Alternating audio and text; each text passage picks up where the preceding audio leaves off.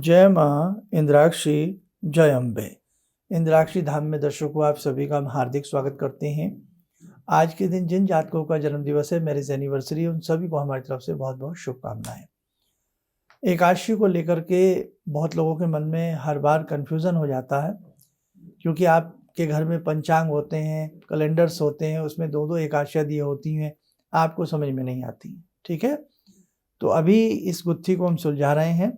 और साथ में 18 फरवरी की जो महाशिवरात्रि है, यूँ तो महीने में हर महीने शिवरात्रि आती है, लेकिन फाल्गुन मास की कृष्ण पक्ष की जो शिवरात्रि होती है वो महाशिवरात्रि होती है। उसमें हम रुद्री का पाठ करें या करवाएं, बहुत ही उत्तम रहता है, जिसे हम रुद्राभिषेक कहते हैं। रुद्राभिषेक के विशेष प्रकार के कुछ द्रव्य होते हैं, उनसे यदि कराया जाए हमें अनुपम लाभ की प्राप्ति होती है। आइए पहले हम आज का पंचांग देखें, फिर हम आगे चलते हैं।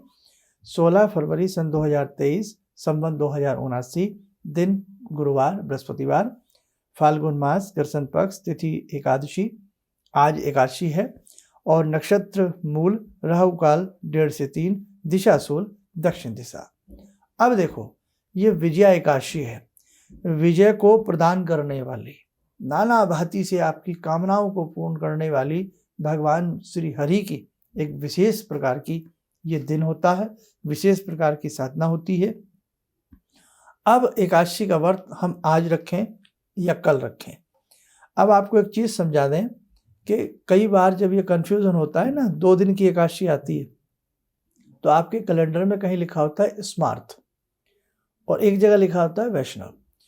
तो जो स्मार्थ हैं साधु सन्यासियों के लिए आज का व्रत है स्मार्थ, और कल जो वैष्णव लोग हैं, आप हम सब जो भी भाई हैं, साधारण ग्रस्त लोग हैं, तो उनके लिए एकादशी का व्रत कल रखा जाएगा। क्लियर? आज साधु सन्यासी के लिए व्रत है और कल वैष्णव लोगों के लिए, समस्त जो ग्रस्त हैं, साधारण लोग हैं, कल का मुख्य जो आप साधारण एकादशी का व्रत हमेशा रखते आए हैं, तो वो एकादशी का व्रत आपका कल का रहेगा। ठीक, अब एक कल भी हम कुछ ना कुछ बताएंगे। एकादशी के व्रत में भाई साधु सन्यासी को तो क्या समझा सकते हैं, उन्हें सब पता होता है, अपने आप में विद्वान है, और कहीं ना कहीं उन्हीं के शुभ आशीष से हम सब लोग फल फूल रहे हैं। अब देखो, कल जब आप व्रत रखें तो दिन भर भगवान श्री हरि का, श्रीमन्नारायण का चिंतन करें और उन्हीं के चिंतन में लिप्त रहें। ओम नमो भगवते वासुदेवाय नमः, इस विशेष मंत्र का जाप करते रहें।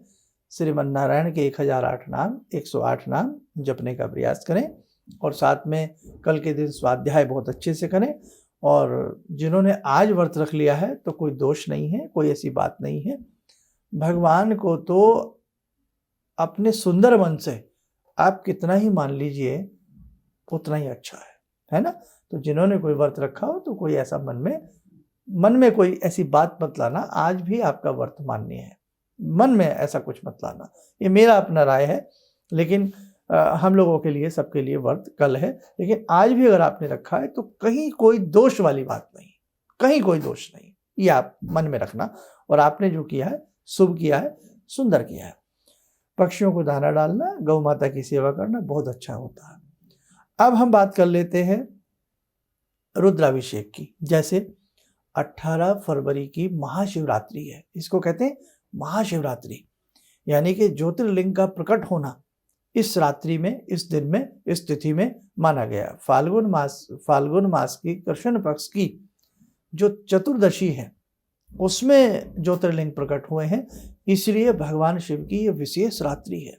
और रात्रि क्यों, हमने सारी विशेषांक में अपनी बातें बताई हैं, तो हमारा जो शिवरात्रि विशेषांक है उसे आप जरूर सुन लें, ताकि आप लोग उसके हिसाब से पूजा पाठ कर सकें। मंदिर में कैसे करना है, घर में कैसे करना, सारी चीज़ें बताइए। अब रुद्राभिषेक की बात सुनिए। जिनके घर अंगूठे जितने शिवलिंग घर में हम रख सकते हैं, किसी प्रकार का कोई वहम नहीं है, कोई दोष नहीं है। नर्मदेश्वर बहुत अच्छे होते हैं घर में रखना, 12 शिवलिंग भी बहुत अच्छे होते हैं। मृतिका, मिट्टी के शिवलिंग बना करके उनके ऊपर रुद्री पाठ करना बहुत बढ़िया होता है। तो शिवरात्रि के दिन अच्छे से कर्मकांडी विद्वान को ढूंढिए, उनसे घर में रुद्राभिषेक कराइए। रुद्राभिषेक के भी अलग अलग प्रकार होते हैं, चाहे उसमें आप नमक चमक विधि से रुद्राभिषेक कराइए, उत्तम फल की प्राप्ति होती है। द्रव्यों में अब शिवरात्रि की रात्रि में आप जो शिव पिंडी है, बेल का रस चढ़ाने से लक्ष्मी की प्राप्ति होती है, यानी कि लक्ष्मी प्रसन्न होती है। जो लक्ष्मी के दरवाजे बंद हैं, रुकावटें आ रही हैं, वो दूर होती हैं। गन्ने का रस चढ़ाने से यश, वृद्धि, स्वास्थ्य लाभ की प्राप्ति होती है।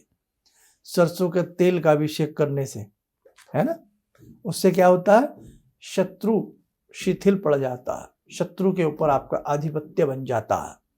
नाना भांति के रसों का, जो मौसमी फल होते हैं, जैसे मौसमी का रस हुआ, अनार का रस हुआ, नाना भांति के रस चढ़ाने से भगवान से प्रिय प्रसन्न होते हैं और अपने साधक को अशुभ शुभ, यानी कि अपने साधक को अशुभता से बचा करके शुभता का वरदान प्रदान करते हैं।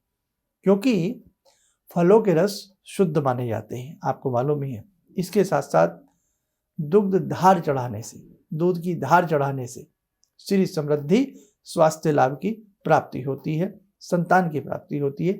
जहाँ जिनके यहाँ संतान नहीं है, वो उस कामना के लिए भी रुद्राभिषेक दुग्ध धार से, और वो भी दुग्ध धार गाय का दूध हो, मधु से रुद्राभिषेक करने से या मधु का स्नान कराने से, मधु का अभिषेक कराने से हमारे पुराने जो प्रारब्ध के पाप हैं वो मिटते हैं और भाग्य का उदय होता है। और जितने भी संकट जीवन में, भारी से भारी संकट, कोर्ट कचहरी इधर उधर के चल रहे होते हैं, शंभु की कृपा से दूर होते हैं।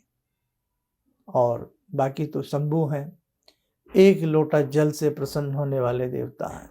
कुछ भी आपके पास ना हो, श्रद्धा चढ़ाइए, जल की धार चढ़ाइए, जल चढ़ाइए, उसी से हमारे शंभु भोलेनाथ प्रसन्न हो जाते हैं। समझे आप? तो ऐसे तो बहुत सारी चीज़ें हैं। और एक पंचामृत का भी स्नान होता है, जैसे दूध, दही, घी, शहद, शक्कर बारी बारी चढ़ा करके फिर शुद्ध जल से पिंडी को, जो शिवरात्रि की रात्रि में स्नान कराता है, अभिषेक करता है, नाना भांति की उसकी कामनाएं भगवान शंभु की कृपा से पूर्ण होती है। ठीक है, तो जैसे कि आज विजया एकादशी है, विजय को प्रदान करने वाली है। आइए समय और चला आज की ध्यान साधना का जुड़ते हैं भगवान श्रीमन नारायण से। ओम करारविंदे न पदारविंदम मुखारविंदे विनिवेशयन्तम वटस्य पत्रस्य पुटे शयानं बालामुकुन्दं मनसा स्मरामि, बालामुकुन्दं मनसा स्मरामि।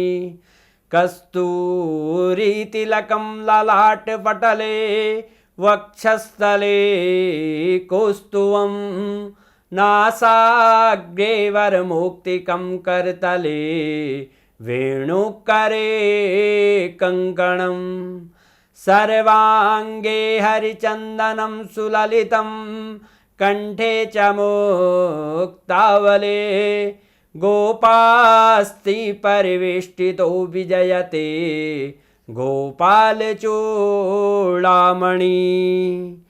शान्ताकारं भुजगशयनं पद्मनाभं सुरेशं विश्वाधारं गगनसदृशं मेघवर्णं शुभांगं लक्ष्मीकान्तं कमलनयनं योगवृद्ध्यानगम्यं वन्दे विष्णुं भवभयहरं सर्वलोकैकनाथं।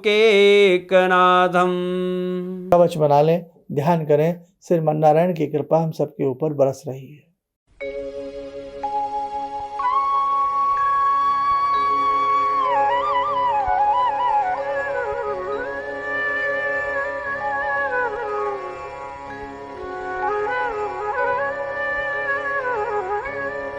ओम बोलते हुए नेत्र खोलें, सामान्य हो जाए। देखो साधको, 18 फरवरी की महाशिवरात्रि है, उसके लिए हमने शिवरात्रि विशेषांक बना दिया है। अच्छे से सुन लेना, सारी बातें कर लेना। और 20 तारीख की सोमवार के दिन की सोमवती अमावस्या है। ध्यान रखना, अब उसके लिए भी हम आपको बताएंगे। और कल एकादशी का वैष्णव के हिसाब से, गृहस्थ के हिसाब से कल एकादशी का व्रत माननीय रहेगा। ठीक है, आप स्वस्थ रहें, सुखी रहें। इन्हीं शुभकामनाओं के साथ हम अपनी वाणी को विराम देते हैं। जय जय अम्बे। जी, मेरा नाम रवि कुमार सिंह है। मैं छत्तीसगढ़ रायपुर से हूँ। मैं गुरु दीक्षा भी लिया हूँ। इनके बताए मार्ग पर चलने की प्रयास तो पहले से भी कर रहा हूँ और आगे भी करता रहूँगा।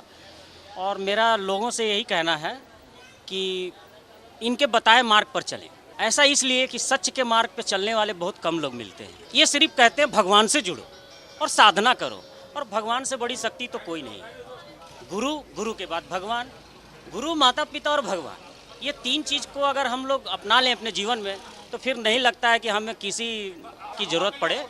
हमारे लिए तो बस अब जो भी हैं सो गुरु जी ही हैं। किसी भी समस्या के समाधान के लिए मिले प्रसिद्ध हस्तरेखा एवं वास्तु विशेषज्ञ प्रोफेसर धर्मेंद्र शर्मा जी से। नोट: शिविर में भाग लेने हेतु एवं व्यक्तिगत रूप से मिलने के लिए कॉल करने का समय सुबह 10 बजे से शाम 6 बजे तक। हमारे विभिन्न ज्ञानवर्धक कार्यक्रम देखने के लिए आप हमें अभी सब्सक्राइब करें, बेल आइकन को प्रेस करें ताकि आप देख सकें हमारा कार्यक्रम सबसे पहले। और अधिक जानकारी के लिए फेसबुक पेज को लाइक करना न भूलें।